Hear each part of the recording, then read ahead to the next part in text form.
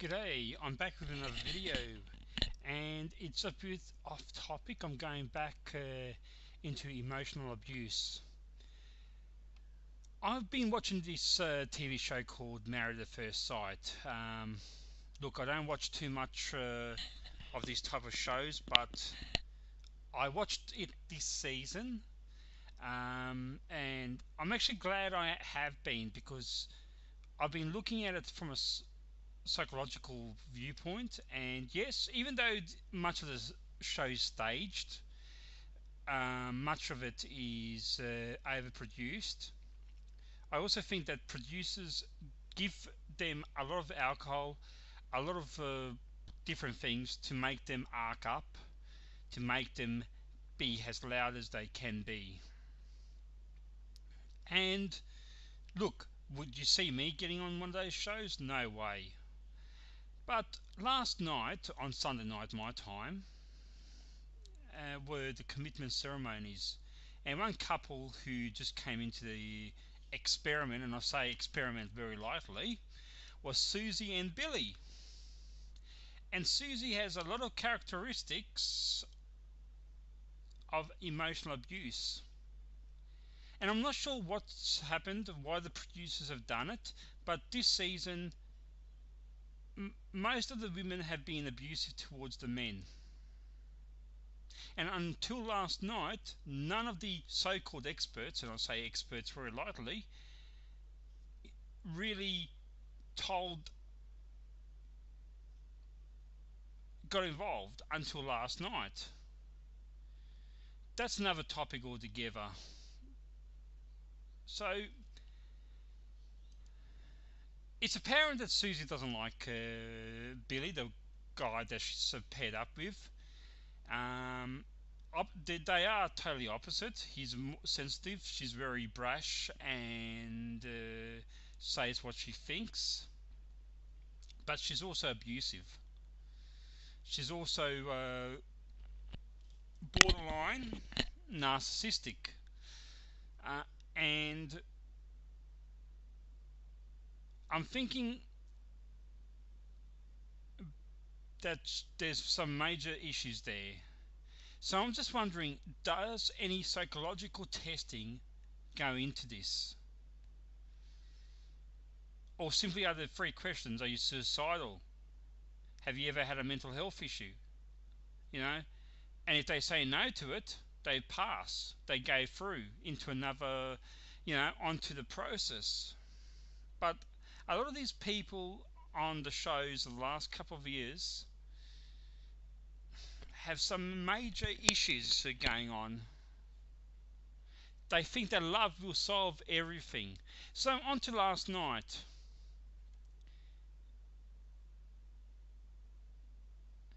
So it was pretty toxic, and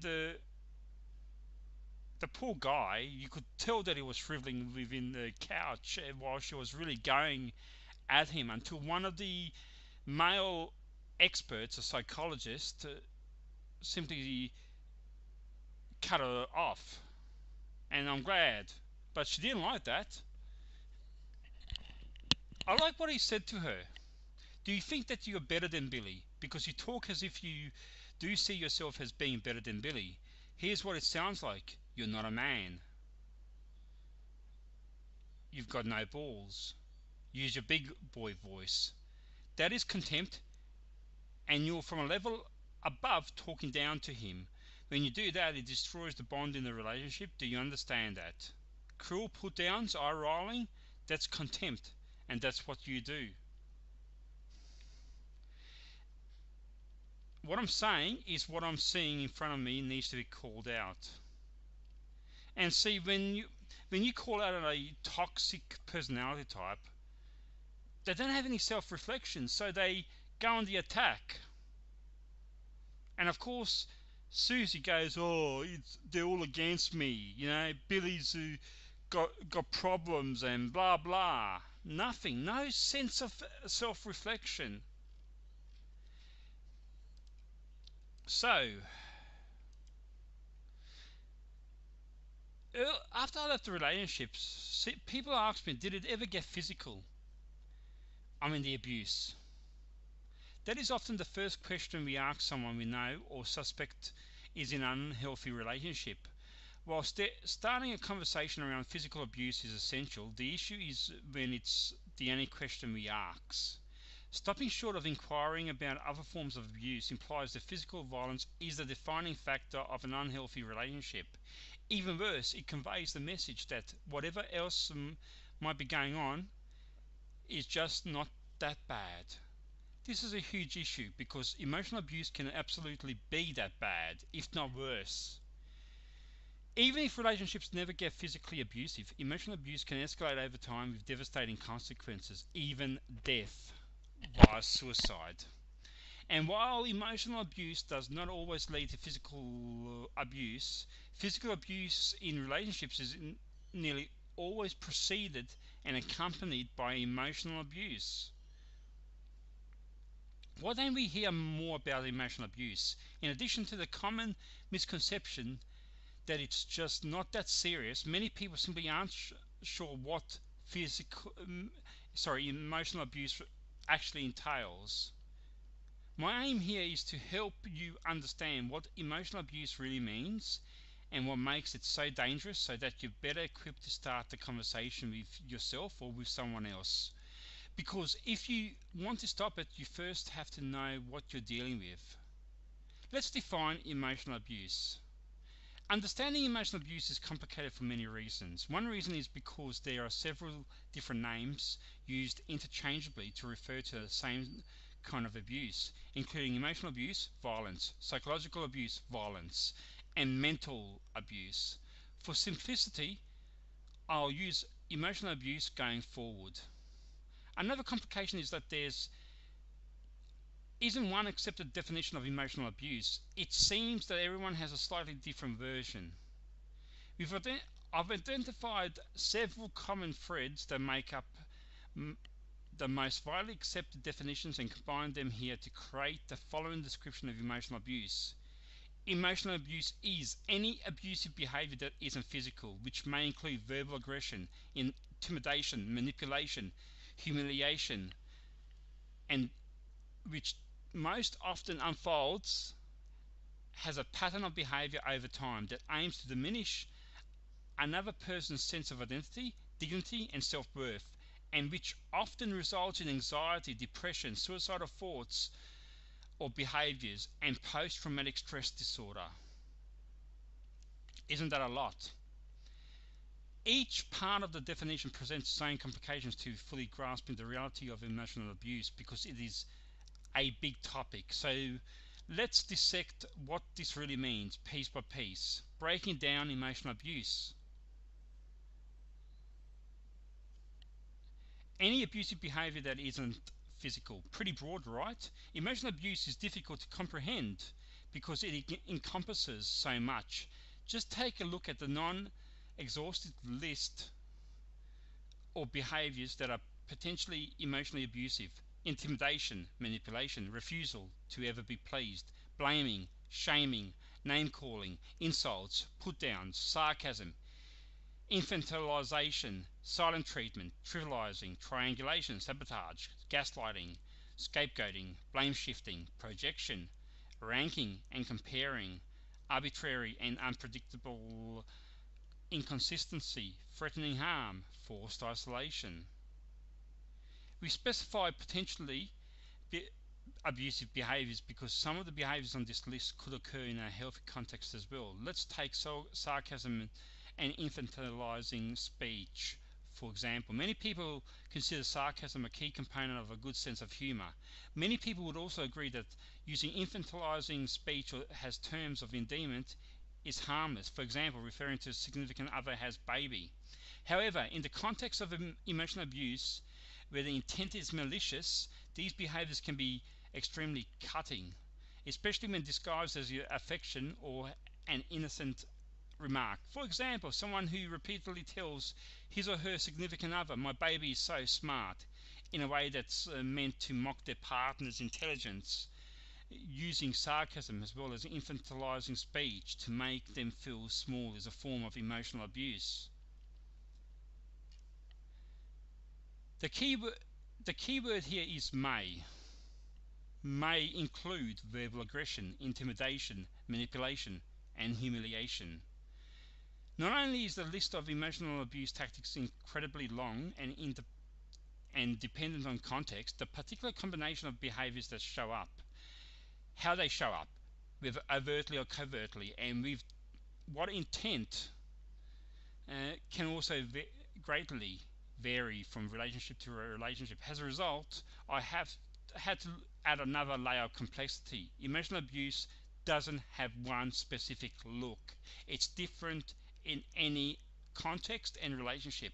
For example, an emotionally abusive relationship where overt aggressive behaviors like yelling, threatening, and blaming are predominantly used will look very different from a relationship where only very subtle forms of abuse like gaslighting, passive aggressiveness, put downs, and minimizing are used. Remember, emotional abuse is a pattern of behavior over time established. It's rarely a single event. Instead, it occurs over time as a pattern of behavior that's sustained and repetitive. This particular characteristic of emotional abuse helps explain why it's complicated and so dangerous. Even if you're the most observant person in the world, emotional abuse can be so gradual that you don't realize what's happening until you're deeply entangled in its web. As a result, the abuse can go unchecked as the relationship progresses, building for months, years, or even decades, especially if the abuse is more covert. In such instances, the target's self-esteem is steadily eroded and their self-doubt becomes so paralyzing that they often have only a vague sense that something is wrong, though the victim is unsure what at first. Emotional abuse aims to diminish another person's sense of identity, dignity, and self-worth. Regardless of how emotional abuse unfolds, let's agree that it has devastating effects on those who are subjected to it. Even psychologists agree.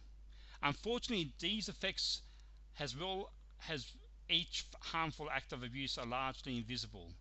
This makes it difficult for most people to comprehend the real risks and damage of emotional abuse.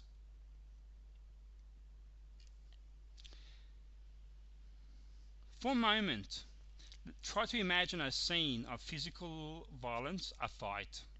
Even if you're never witnessed or experienced it firsthand, your imagination can probably fill in the picture pretty well. The struggle, the adrenaline, the fear, the aftermath of blood, bruises, and tears. It's a painful portrait, but likely one that you can envision. Now try to picture a scene of emotional abuse, specifically someone whose self-identity has been near annihilated. Can you see it?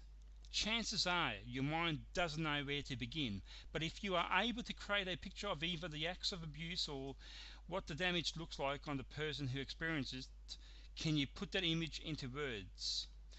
Probably not. While describing physical wounds is pretty straightforward, it's much harder to articulate emotional trauma. The parts of a person that sustain emotional abuse destroys identity, dignity, and self-worth are abstract, almost impossible to picture or measure, because everybody is different. Emotional abuse results in anxiety, depression, suicidal ideation, and post-traumatic stress disorder if left unchecked. Because emotional abuse is essentially invisible to another person, singling out the abuse as the culprit of its destructive effects is another kind of challenge and frustration for psychologists. Even in cases of extreme emotional abuse, there are no bruises or gashes where the victim can point and say, this cracked rib is from this constant belittling and invalidation, and that swollen eye and broken lip are from the incessant name-calling, guilt-tripping and pathological lying. Instead, what emotional abuse ends up looking like is a person suffering from painful yet not uncommon afflictions like anxiety or depression. If It can therefore be heartbreakingly easy for anyone, whether the person inflicting the emotional abuse, a third-party observer, or even the target of the abuse, to misattribute its damage to some other cause like unemployment or family stress, or even blame the target's prior mental state if he or she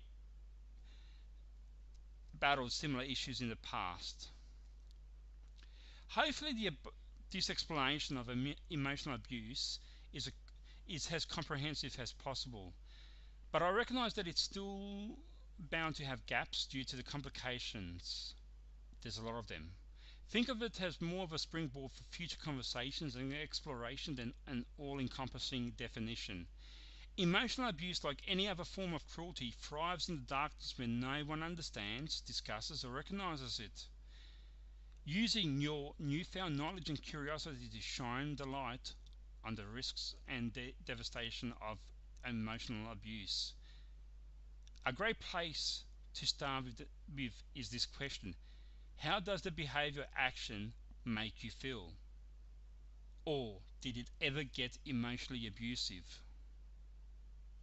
Alright folks, a long video, but that is on emotional abuse and effects.